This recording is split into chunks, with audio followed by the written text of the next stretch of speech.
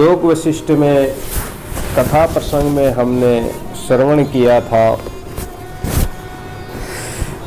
कि भगवान राम ने बताया कि महाराज ये संसार ऐसा झूठा है, झूठी काया झूठी माया, माया भी झूठी काया भी झूठी, बंधु बांधव जाति वर्ण कुल आश्रम कैत मिथ्या नाम है, ये सब मिथ्या है महाराज। और मिथ्या झूठे पदार्थों का, झूठे संसार का इस चेतन जीव का क्या साथ है। इसलिए राम जी बोले कि हे मुनीश्वर, ये आयु मनुष्य की जो आयु है, उम्र है, इसका कुछ भी विश्वास नहीं, भरोसा नहीं, क्योंकि जीवन क्षण भंगुर है। क्षण भंगुर जीवन की कलिका जाने प्रात को खिली न खिली। ये जीवन क्या है? एक फूल की कलियों के समान है। और कलियां जब खिल जाती है, प्रातः सूर्य उदय होता है, कलियां खिलती है, फूल खिल जाता है, माली आता है और उसको तोड़ लेता है। उसी प्रकार ये काल माली, ये वनमाली जो है, ये फूले हुए पुष्पों को चुन लेता है। जैसे कमल पत्र पर जल की बूंदें नहीं ठहरती है, वैसे ही ये आयु भी स्थिर नहीं रहती है। जैसे दादुर की बोली अत्यंत कटु और महान चंचल है। दादुर कहते हैं मेंढक को। थोड़ी सी बरसात होते ही, जब प्रारंभ में बारिश आती है, तो बरसात आते ही तालाब में या कहीं भी थोड़ा सा भी पानी भर जाता तो उसी में मेंढक बोलने लग जाता। और उसकी मेंढक की बोली कितनी अपने कानों को कर्कश लगती है, खराब लगती है, कटु लगती है, क्योंकि वो ट्र ट्र ट्र करते रहते हैं और जब देखो तब वो बोलते ही रहते हैं। हमारी जीभ भी वैसे ही है, उस मेंढक के समान ही है। यदि हम परमात्मा का नाम सुमिरन नहीं करें इस जीवा से, परमात्मा ने हमें जीभ दई हरि का नाम लेने के लिए, तो हम अगर भगवान का नाम सुमिरन नहीं करें तो ये हमारी जिह्वा भी, हमारी ये जीभ जो है, ये उस मेंढक के समान है, मेंढक की जीभ के समान जो व्यर्थ टर टर करती रहती है। वो क्षण भर के लिए भी विश्राम नहीं लेती है, वो बोलता ही रहता है। वैसे ही ये आयुर्बल भी महान क्षण भंग और चंचल है। अतः इसके जीने की आशा करना महान मूर्खता है। संतों ने कहा कि दिन थोड़ा आशा गणी, उलझो जीव जंजाल, रज्जब खेचा ताण में आई पहुँचो काल। ये जीव क्या सोचता है कि मैं बहुत वर्षों तक जीऊं। अरे वर्षों तक जिक्र करोगे भी क्या? कोटि वर्ष जीवना अमर भय क्या होई। दादू राम बिन, राम नाम के बिना ये जीव किसी काम का नहीं। राम बिना नहीं कौड़ी का जीव, राम नाम के बिना ये एक कौड़ी का भी नहीं है, एक रत्ती भर का भी नहीं, पाव रत्ती का भी नहीं है ये, अगर राम नाम सुमरण नहीं किया। इसको काल ग्रास लेगा, काल का ग्रास। जैसे बिल्ली चूहे को जट पकड़ लेती है, छिपे रहती है, और चूहा जो ही बिल से बाहर निकला और बिल्ली झपट्टा मार के पकड़ लेती है, वैसे ही काल हमको पकड़ लेगा, कोई पता ही नहीं पड़ेगा, संभल ही नहीं पाओगे, पता ही नहीं, मालूम ही नहीं पड़ेगा कि काल कब आ गया। जब अज्ञान रूपी बादलों की घोर गर्जन में लोभ रूपी मोर प्रसन्न होकर नाच करते हैं, मोरा मोरी देख कर नाचे पंख पसार, यूं दादू घर आंगने हम नाचे के बार। दादू जी महाराज कह रहे हैं कि संसार में इस अज्ञानता के कारण ये जीव मात्र नाच रहा है। कैसे नाच रहा है कि जैसे बादलों की घनघोर घटाएं छाती है और गड़गड़ाहट गर्जना होती है, तो मोर, लोभ रूपी मोर, यानी अपने अंदर जो है ये मोर, मन रूपी मोर नाचने लग जाता है। क्यों नाचता है? कि जहाँ स्वार्थ है, मोर को स्वार्थ है कि बरसात होगी, गर्मी से जो त्रस्त होते हैं, और अगर बरसात होगी तो ठंडी ठंडी बूंदें गिरेगी और उसमें वो मोर नाचता रहता है, नहाता रहता है, नाचता रहता है आवाज़ सुनकर ही। ऐसे ही हमारा मन भी स्वार्थ में, मोह ममता में और विषय वासना की बात सुनकर बड़ा प्रसन्न होता है। माया दे के मन खुशी हृदय होई विकास, दादू ये गति जीव की अंतन पूगे आस। माया को देखकर या विषय वासना को पाकर उसकी हवा बातें करके भी और ये मन मोर नाचने लग जाता है विषय वासना में। तब उससे जो ज्ञान रूपी जल की धारा पड़ती है, और अगर ज्ञान रूपी जो धारा मिल जाए, जैसे बादल बरसते हैं, संत महापुरुषों जो आते हैं, संत महापुरुषों का ज्ञान प्राप्त होता है, संत दर्शन देते हैं। संतों का नाम सुनते ही कि या संतों के दर्शन भी हो जाए, तो जो ज्ञानी है, जो जिज्ञासु है, जो भाव वाले हैं, भक्ति वाले हैं, उनके अंदर उनका जो चित्त है, चित्त रूपी चातक स्वाति बूंद को प्राप्त करने के लिए जैसे तरसता है, ऐसे ही अगर संतों का दर्शन भी हो जाए तो उनका चित्त और उनका मन नाचने लग जाता है कि आज तो संतों के मुखारविंद से ज्ञान रूपी अमृत धारा बरसेगी। साधु बरसे राम रस अमृत वाणी आए, दादू दर्शन देखता त्रिविधता पतन जाए। महापुरुषों के द्वारा मुखारविंद से जो अमृतमय बरसात होती है, तो उससे हमारा मन मयूर नाचने लग जाता है और सब दुख नष्ट हो जाते हैं। और यदि विषय वासना में नाचेगा तो सब दुख आ जाएंगे, सब कष्ट आ जाएंगे। इसी प्रकार लोभ रूपी बिजली क्षण में प्रकट होती है और क्षण में नष्ट हो जाती है।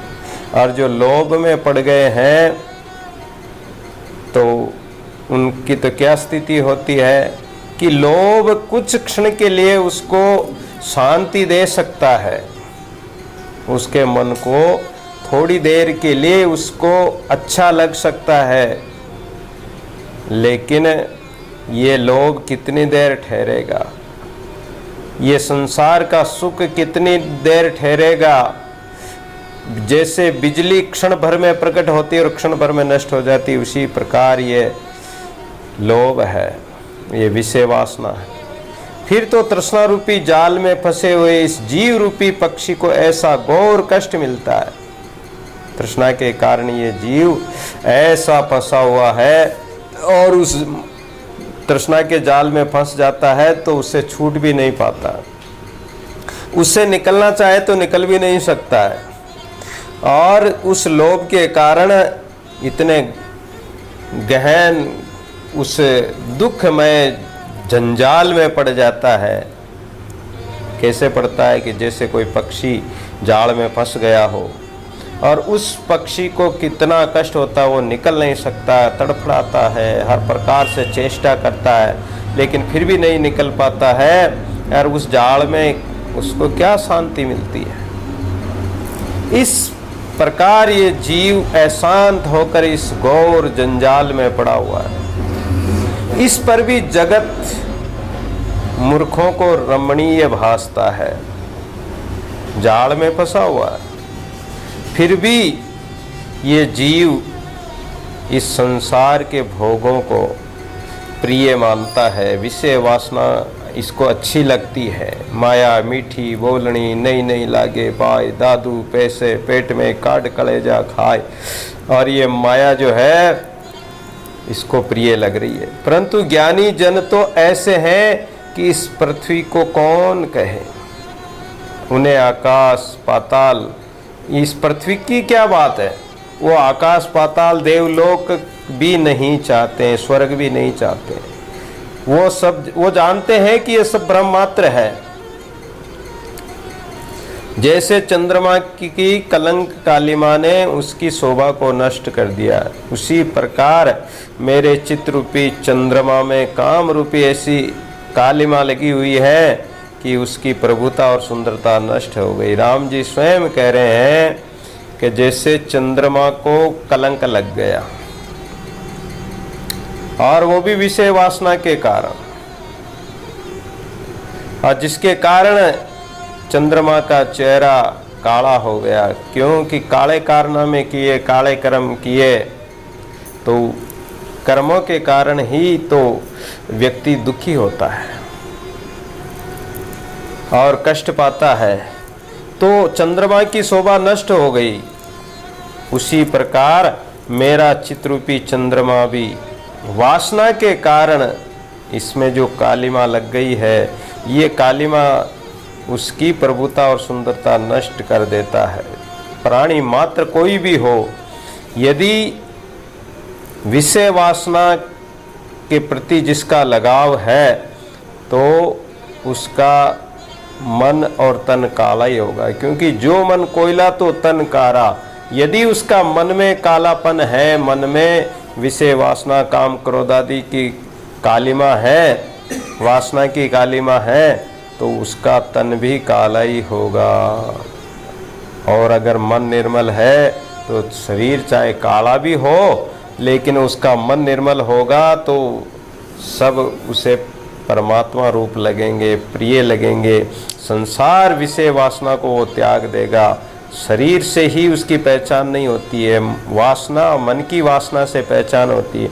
तो मन में वासना जो होगी तो उसका तन भी काला ही माना जाएगा, और उसकी जो छवि है वो नष्ट हो जाती है, उसकी सुंदरता नष्ट हो जाती है। सो आप ऐसा उपाय बतलाइए महाराज जिससे ये कलंक दूर हो जावे।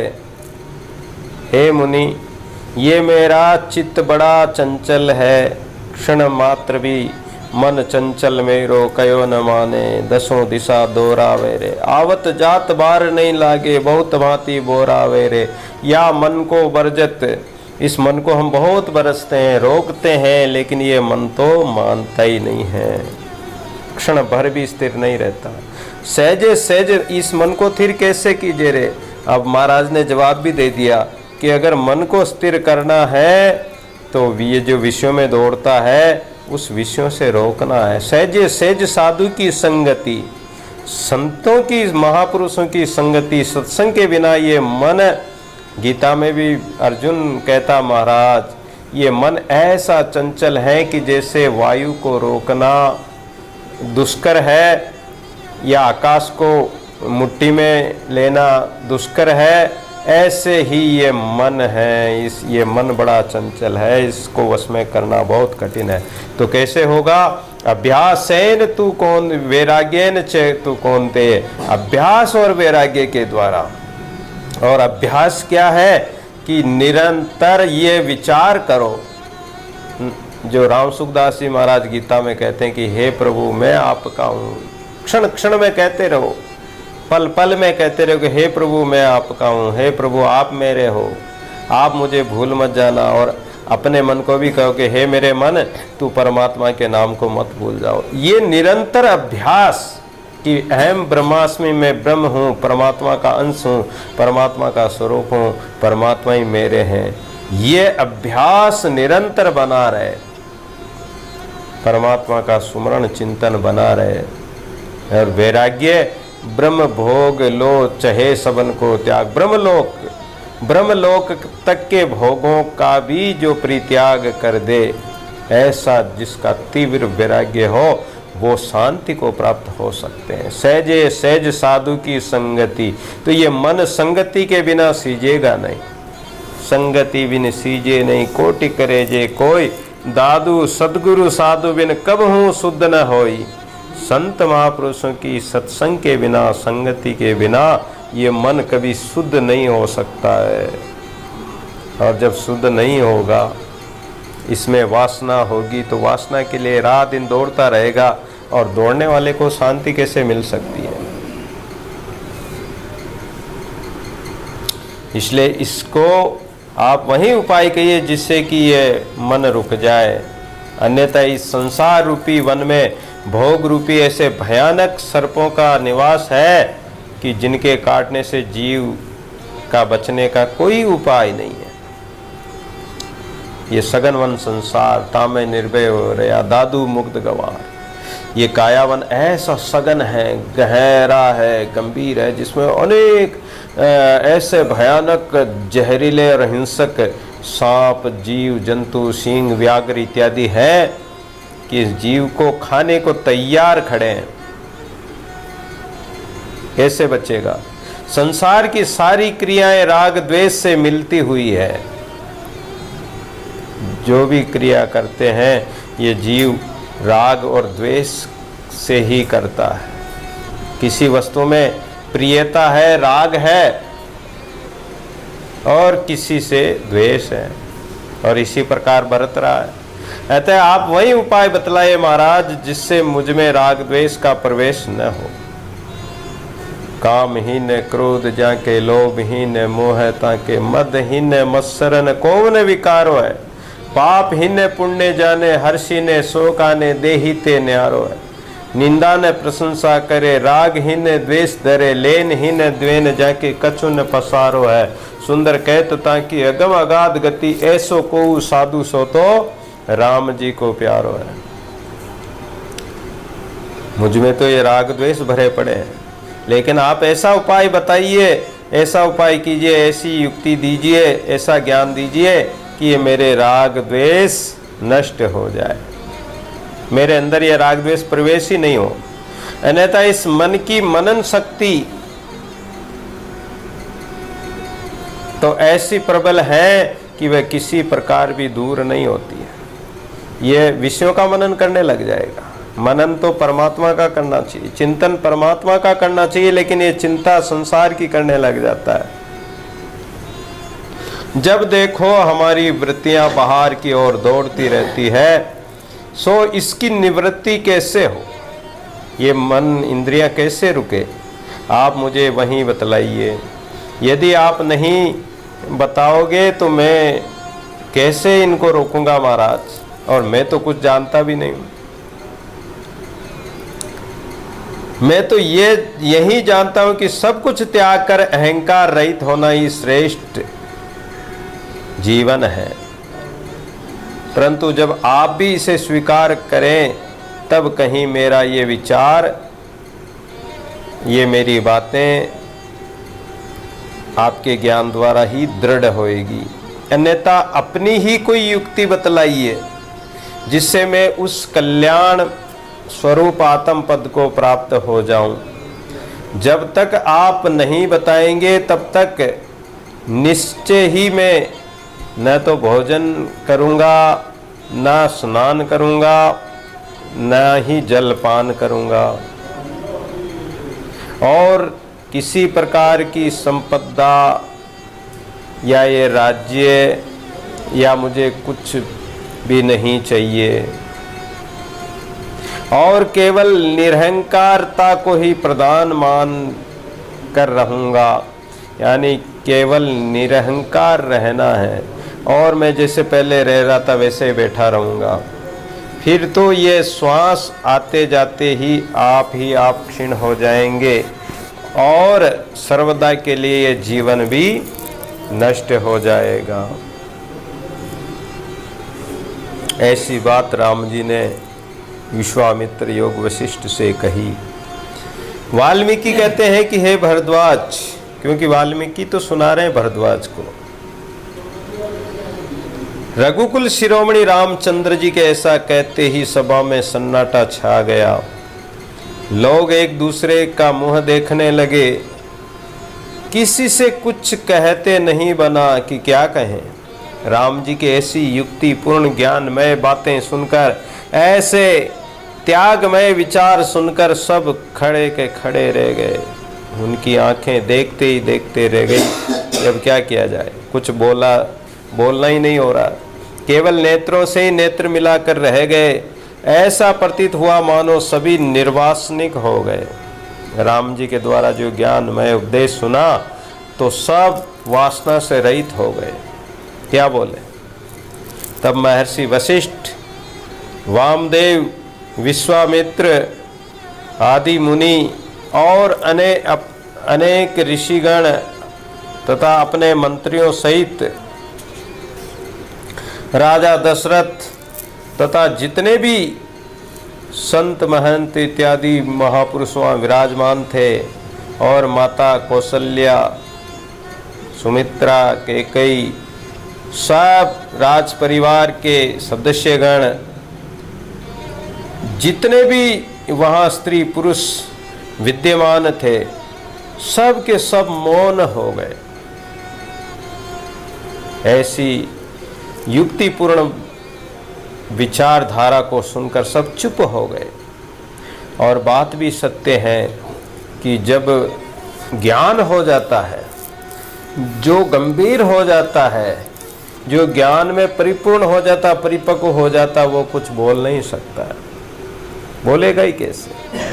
जो घड़ा पूरा भरा हुआ होता है वो कभी बोल नहीं सकता, उससे आवाज नहीं निकलेगी। पूरा है सो जल के नहीं, जल के सो आधा, कहे कबीर बोले जब लादा। कबीर महाराज कहते हैं कि जो घड़ा पूरा भर गया ज्ञान से, जल से भरा हुआ, तो वो बोलेगा नहीं। और खाली घड़ा होगा तो अगर हवा चलेगी तो हवा के माध्यम से वह घड़ा बक बक बक बोलता रहेगा, हवा जो ही लगेगी। और अगर घड़ा आधा भरा हुआ है, माता बहनें जैसे सिर पर मटका रख कर लाती है, और यदि वो आधा भरा हुआ है या कम भरा हुआ है तो वो झलकेगा और हिलेगा भी। उसमें जो जल भरा हुआ वो हिलने से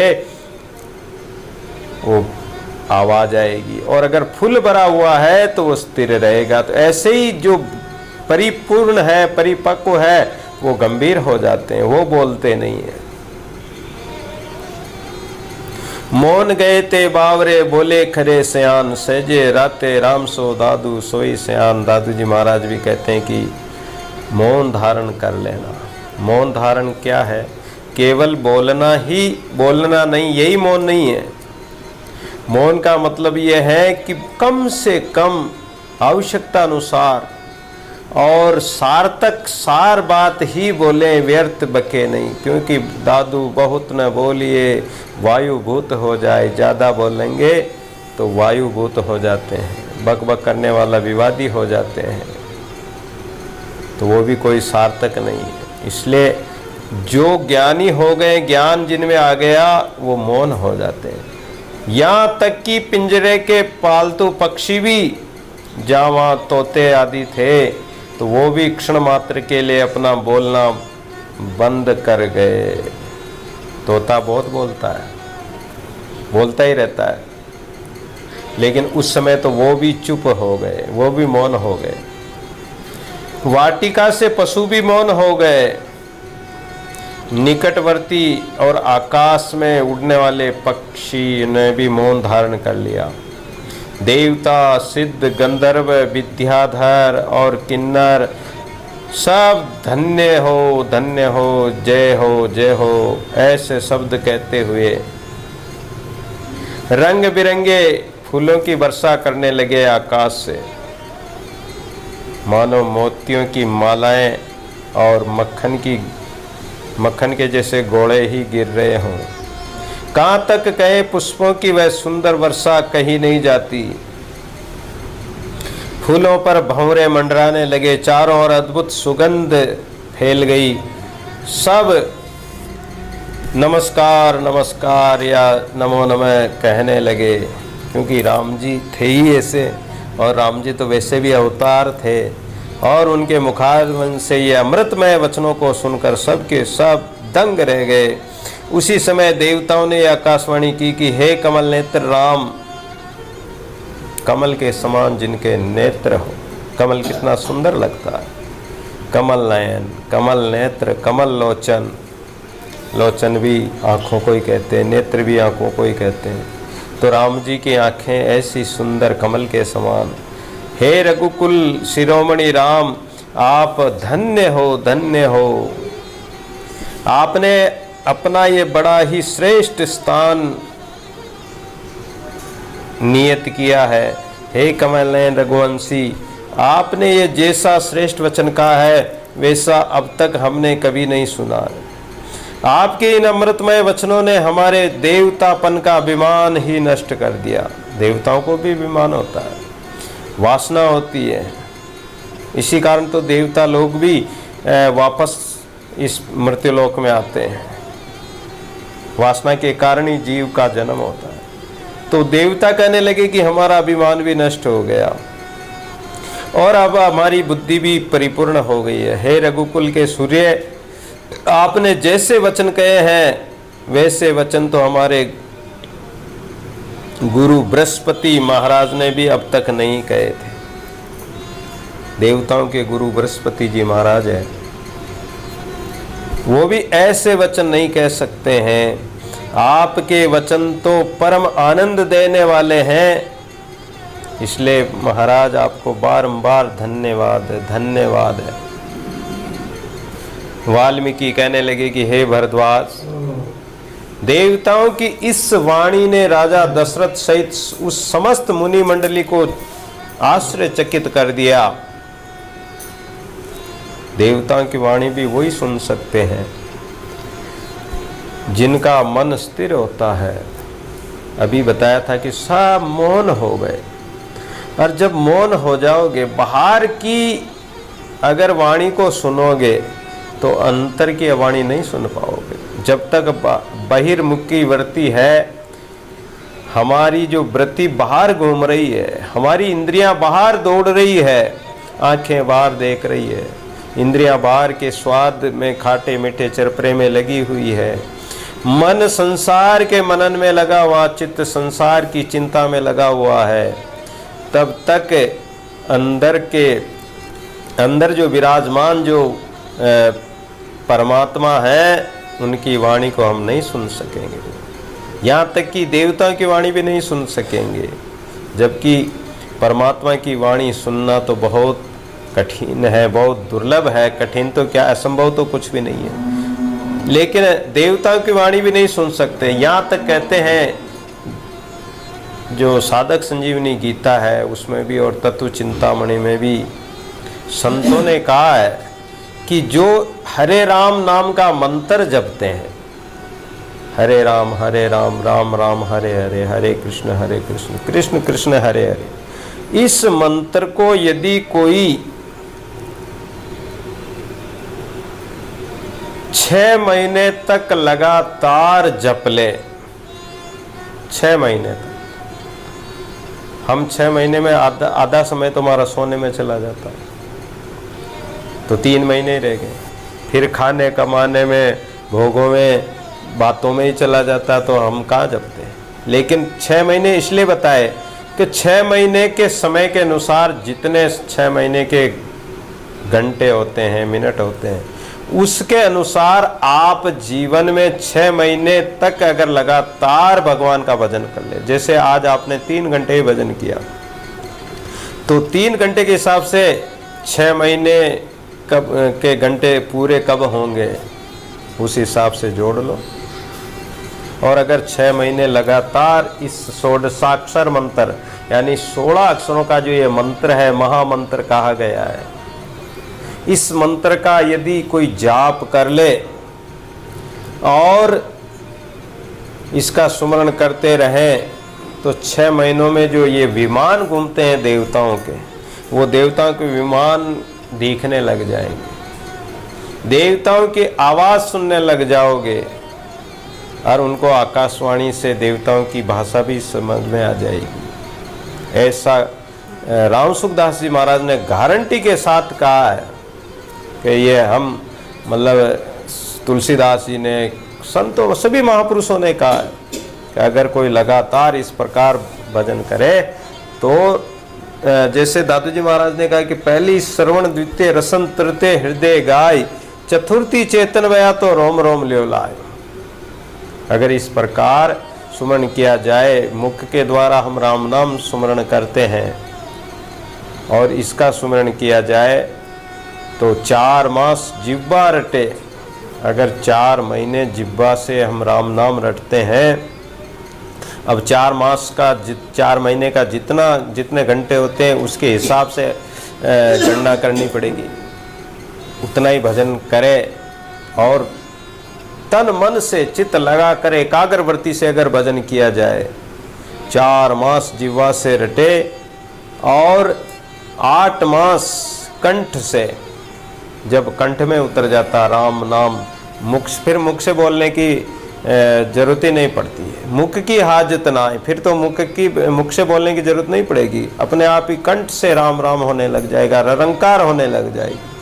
और अगर 8 मास कंठ से जपते हैं तो धीरे धीरे वो हृदय में उतर जाता है। 16 मास हृदय से जपे और हृदय से जपोगे तो धीरे धीरे धीरे वो परावाणी नाभि में पहुंच जाता है और नाभि केंद्र होता है और वहाँ से रोम रोम की नसें जुड़ी हुई है, रोम रोम में नसें पहुँच रही है तो रोम रोम से जपा जाप होने लग जाएगा, परम जाप होने लग जाएगा, रोम रोम से राम राम निकलेगा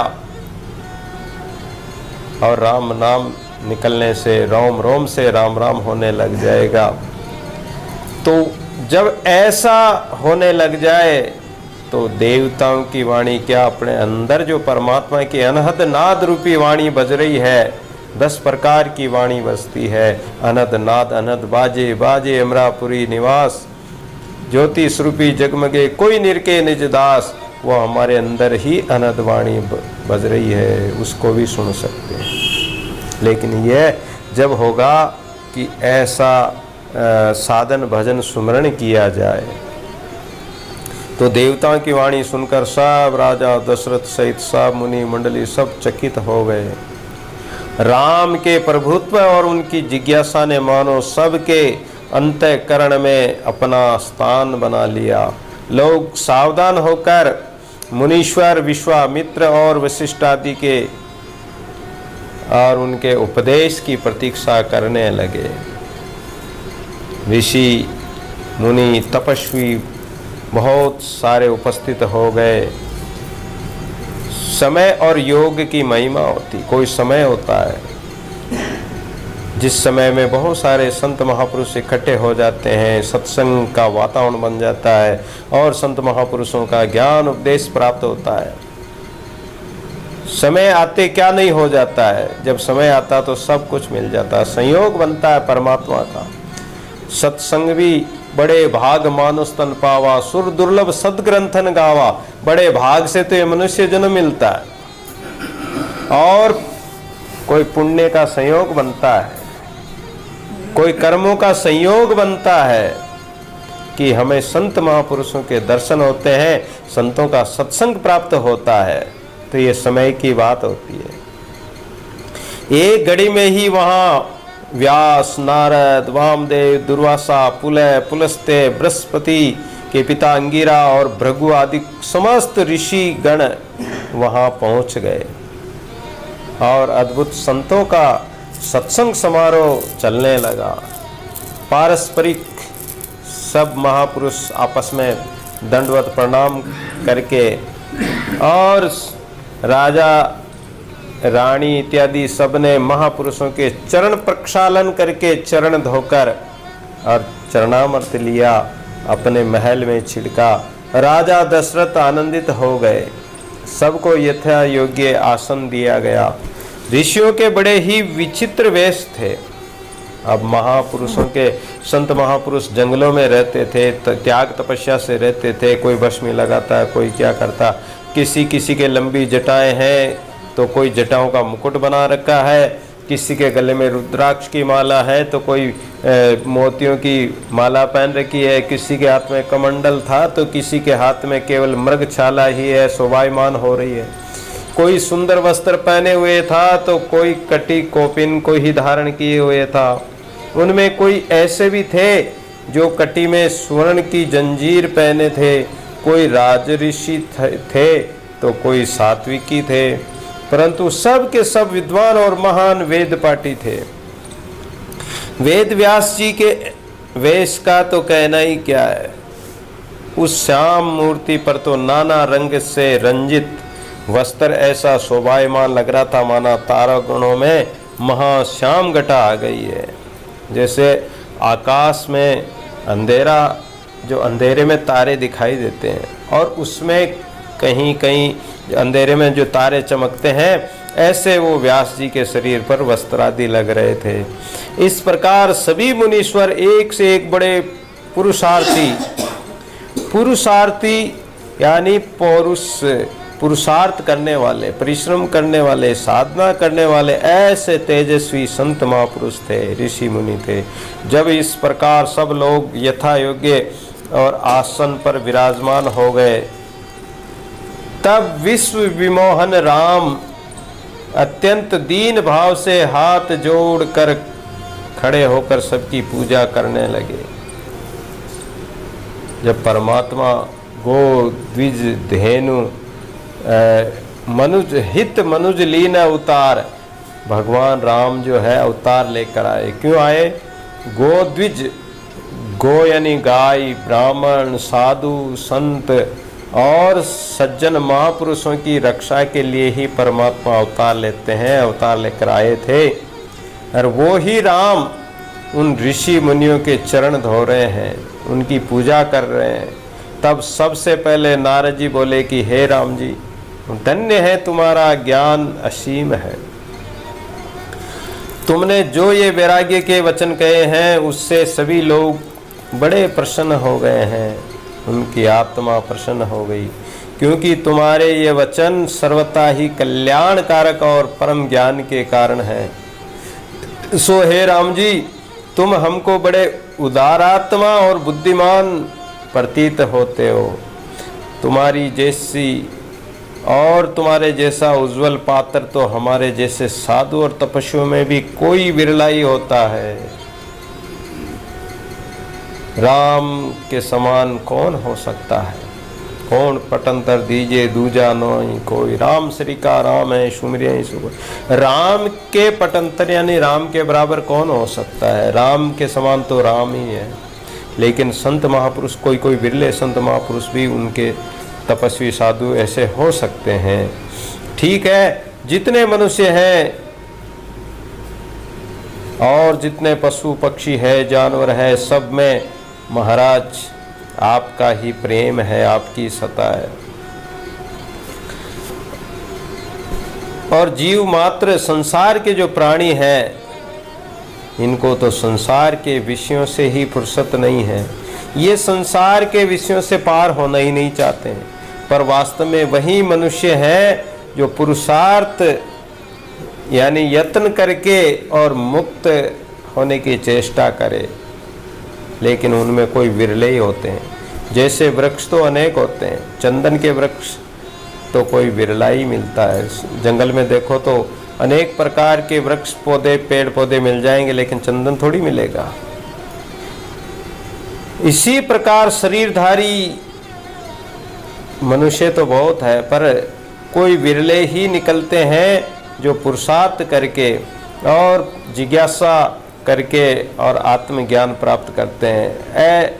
वैसे तो अज्ञानी बहुत है संसार में, वे व्यर्थ ही अपना जीवन नष्ट कर देते हैं। हाड़ चाम मांस, इस खून के पुतले, रुधिर के पुतले में ही प्रीति लगाते हैं, परमात्मा से प्रीति नहीं जोड़ते हैं, तो वो व्यर्थ ही है उनका जीवन। जैसे वृक्ष तो अनेक है, परंतु लवंग का वृक्ष कोई विरला ही होता है।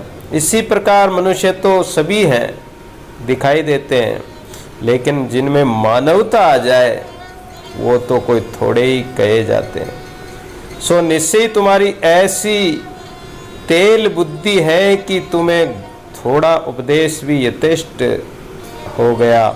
यदि हमारे सामने कथन मात्र से ही तुम्हें ज्ञान न हो गया तो जानो हम सब मूर्ख ही बैठे हैं। ये कहकर नारद जी भी चुप हो गए।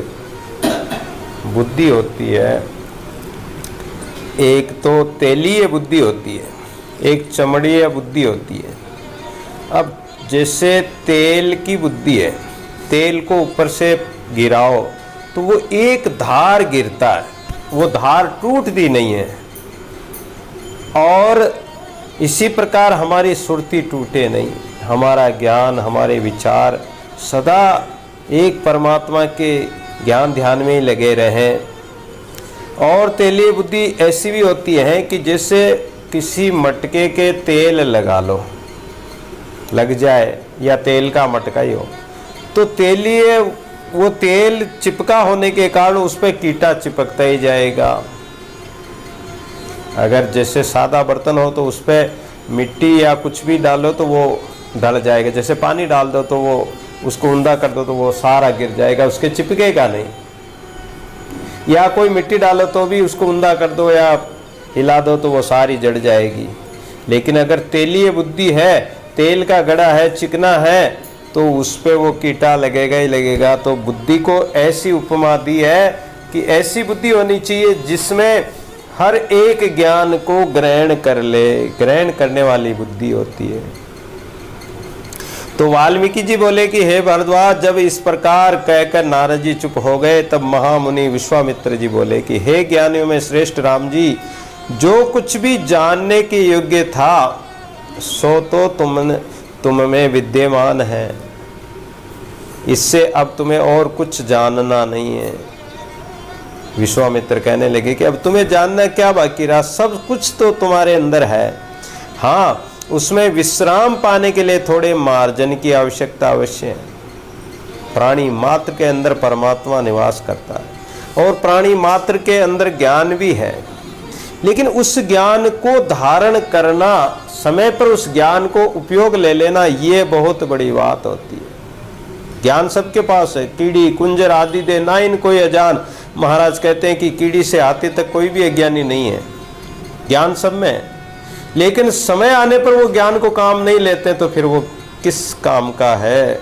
मनुष्य के पास आत्मज्ञान होते हुए भी आत्मा में सब कुछ है, सब मालूम है, लेकिन वो जानना चाहता ही नहीं, कोशिश ही नहीं करता, उसको उपयोग ही नहीं लेता है।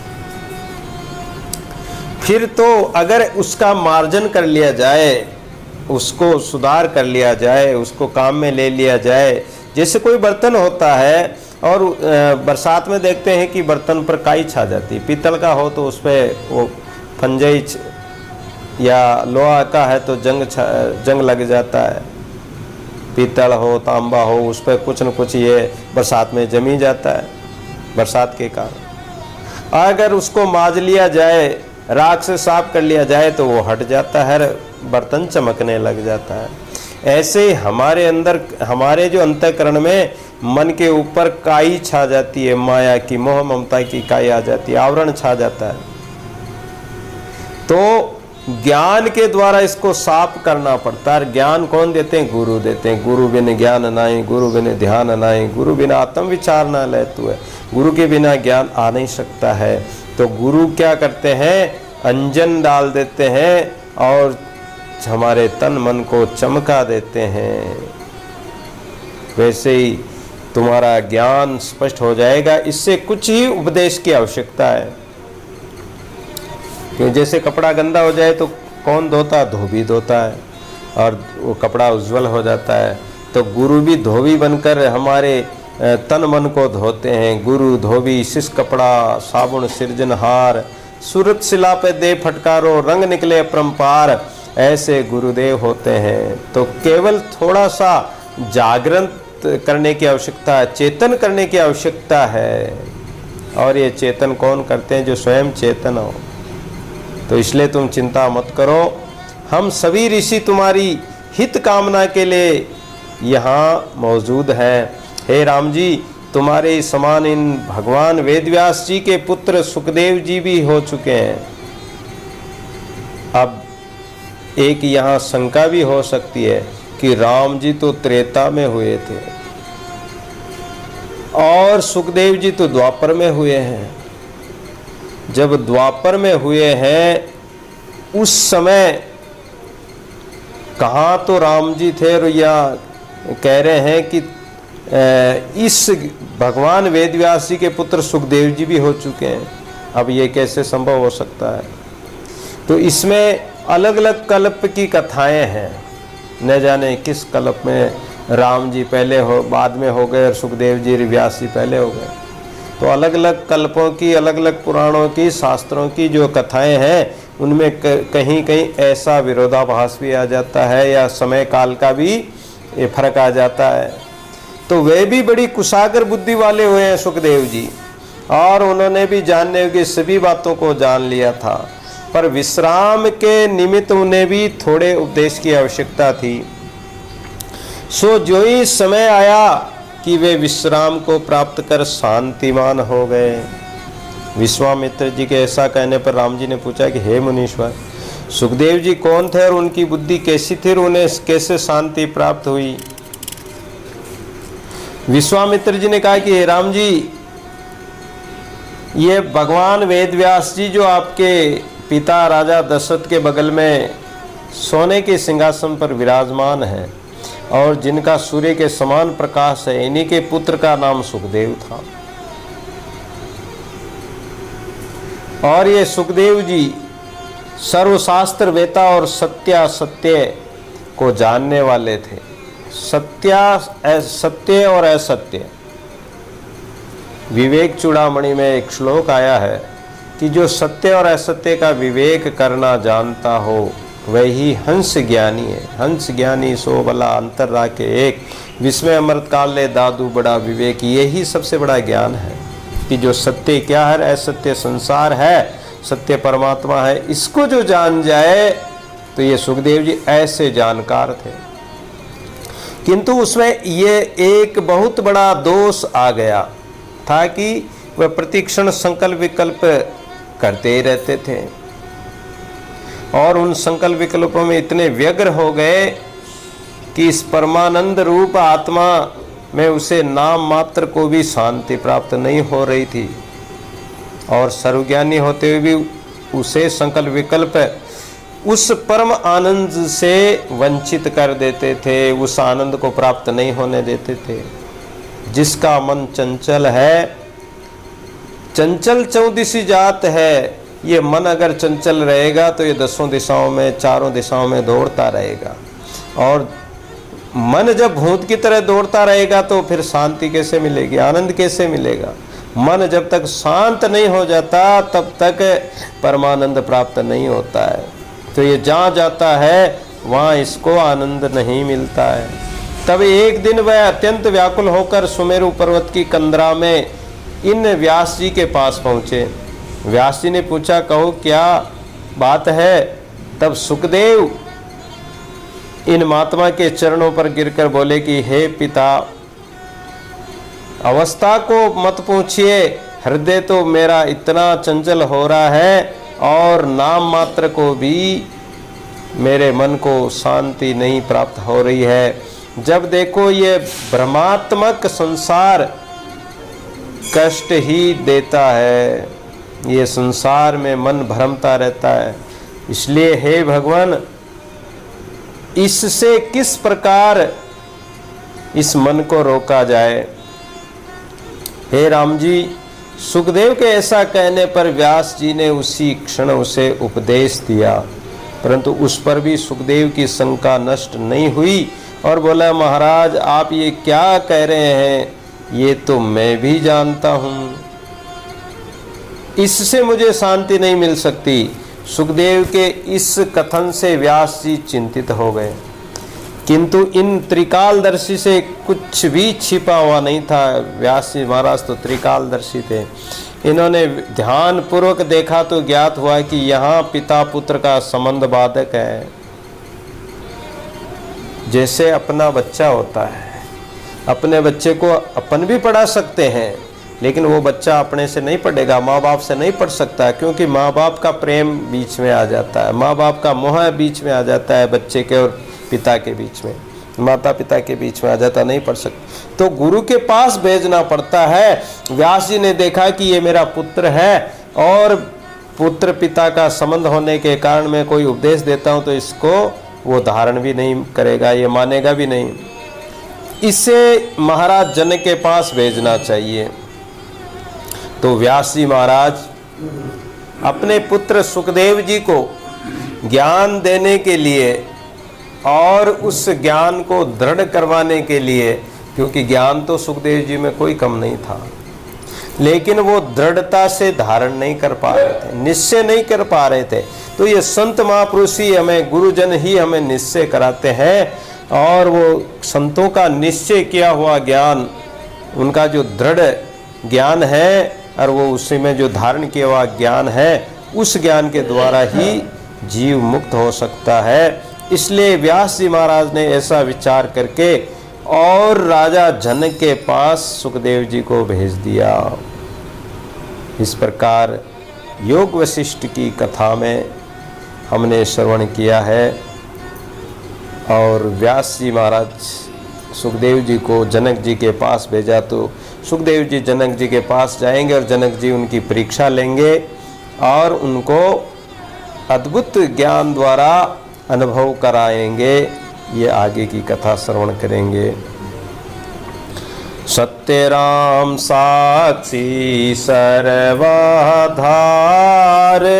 अज अविनाशी अपरंपार। सत्य राम साक्षी।